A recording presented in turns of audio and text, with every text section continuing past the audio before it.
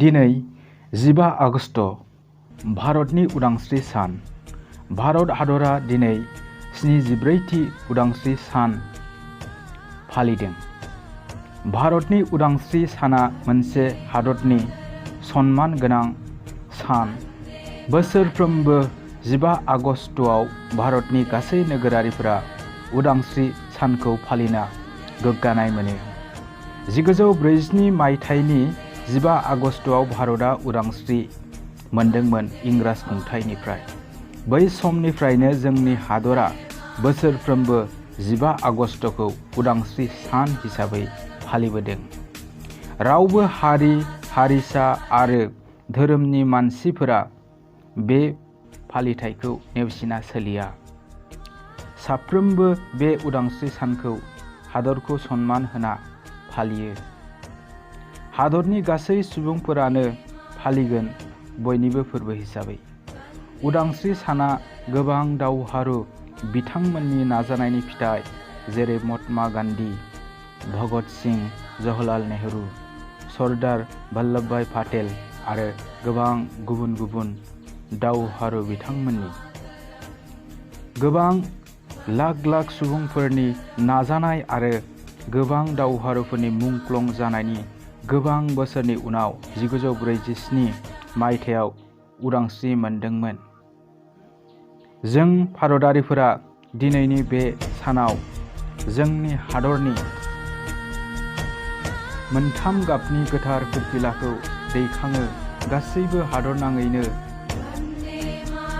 समायना रमायना गाब गोनां हादरारि फिरफिलाफोर आरो बेनारफोर थियारि खालामगोन। भारतनि गाहाय मन्त्रि नरेन्द्र मदिया दिनै गोदान दिल्लीनि लाल किल्लायाव बिबुंथि लाखिगोन। टिभिफोराव नुनो मोनगोन। बिबुंथि लाखिनायजों लोगोसे हादरनि सिपाहि आरो फरायसाफोरनि पेरेड गेलेनाय। नाथाय दानि जे कभिड-19नि गोख्रोंथाव थासारिनि थाखाय फरायसाफोरनि बिहोमाखौ दिनै एसे बाङाइ जानो हागौ। उदांस्रि सान फालिथाया हादरनि मोनसे गेदेरथार फोरबो। दिनै भारतआ 74थि उदांस्रि सान फालिदों। बे समाव हादरनि गासैबो सरकारि आरो सरकारि नङै अफिसफोराव, फरायसालिफोराव, कलेजफोराव आरो सुबुंफोरनि गुबुन गुबुन जायगाफोराव फालियो। फालिथायखौ गाहायै सरकारि, सरकारि नङै फरायसालि आरो कलेजफोराव नुनो मोनो। फोरोंगिरिफोरा गावसिनि बेसेनगोसा बिबुंथिफोरखौ फरायसाफोरनो खोनासंहोयो।